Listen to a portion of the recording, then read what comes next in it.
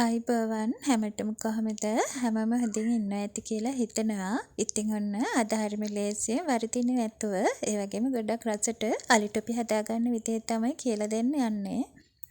අවශ්‍ය කරන ද්‍රව්‍ය පුරුදු විදිහටම කමෙන්ට් එකකින් පින් කරලා තියෙනවා. එතනින් බලා ගන්න. එහෙනම් අපි ඉක්මනින්ම යමු කොහොමද හදන්නේ කියලා බලන්න. මුලින්ම අපි අලි ටොපි ටික තුනී කරගන්න අවශ්‍ය කරන ට්‍රේ එකට බටර් හරි තෙල් හරි ගාලා මේ විදිහට ලෑස්ති කරලා තියාගමු. කපන පිහියට වගේම ඔයාතාව කෙසෙල් කොලයක් හරි ලෑස්ති කරලා තියාගන්න තුනී කරගන්න. මම මෙතන අලි ග්‍රෑම් 400ක් අරගෙන තියෙනවා. හොඳට තම්බෙලා පොතු අයින් කරලා මේ විදිහට කැලි නැති වෙන්න හොඳට පොඩි කරලා අරගන්න. ඒ වගේම අපිට මේකට සීනි ග්‍රෑම් 500ක් අවශ්‍ය වෙනවා. ඉතින් ස්කේල් එකක් නැති කෙනෙකුට උනත් සීනි ග්‍රෑම් 500 මැන ගන්න විදිහ මම කියලා දෙන්නම්. අඬු කෝප් එකේ මෙන්න මේ ප්‍රමාණයට පුරවලා සීනි ගත්තාම උඩට ඇඟිලි පුරුක එකමාරක් විතර ඉතුරු කරලා ඔයාට සීනි ග්‍රෑම් 100ක් හදා ගන්න පුළුවන්. ඉතින් ඒ ප්‍රමාණයෙන් කෝප් 5ක් අරගන්න. එතකොට සීනි ග්‍රෑම් 500 හදා ගන්න පුළුවන්. මම මේ වගේ චාත්‍යයක් අරගෙන එක ලිපේ තියලා අපේ අල ටික මේ විදිහට එකතු කර ගන්නවා.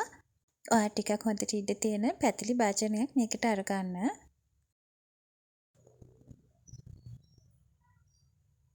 දැන් අපි ගත්ත සීනි ග්‍රෑම් 500ත් මම මේකට එකතු කර ගන්නවා.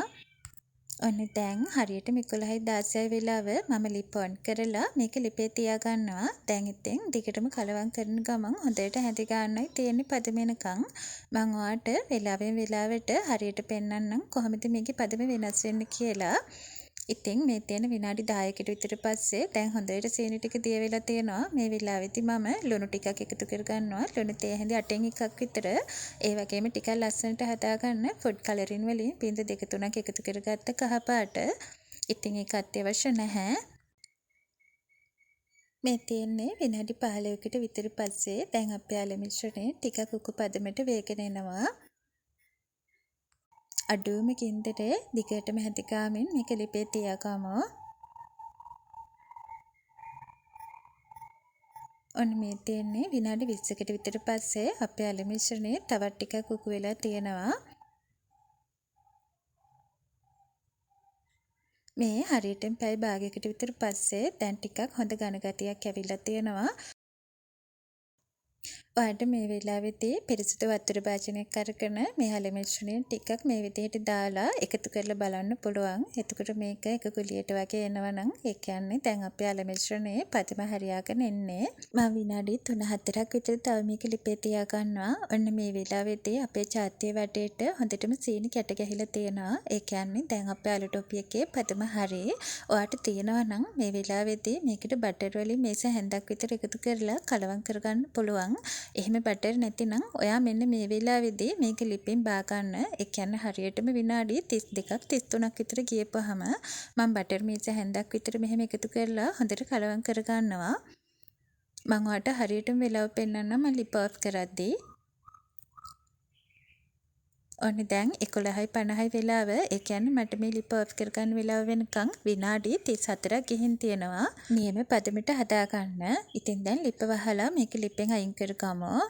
අයින් කරගෙන ඉක්මනින්ම තැටියට දාලා දැන් මේක තුනී කරගමු.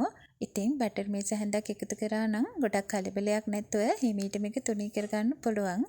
ඒ වගේම මේ වෙලාවේදී උනත් බටර් වලින් මේස හැන්දක් විතර උඩට එකතු කරලා ඔයාට මේක තුනී කරගන්න පුළුවන්. ඔයාට අවශ්‍ය ඝනකමට මේක තුනී කරගන්න.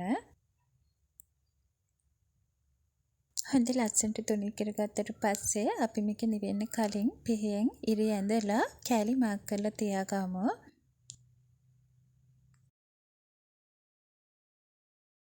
ඔක්කොම ටික මාක් කරගත්තට පස්සේ කෑලි වෙන් කරන්නේ නැතුව අපි අලි ටොපි ටික හොඳටම නිවෙනකන් තියාගමු. මෙන්න මේ විදිහට හොඳට නිවුණට පස්සේ ඔයාට හරිම ලේසියෙන් කෑලි ටික වෙන් කරලා ගන්න පුළුවන්. ඉතින් ඔන්න ඔය විදිහට දැන් වරදින්නේ නැතුව ඔයාටත් අල ටොපි ටිකක් හදා ගන්න පුළුවන්.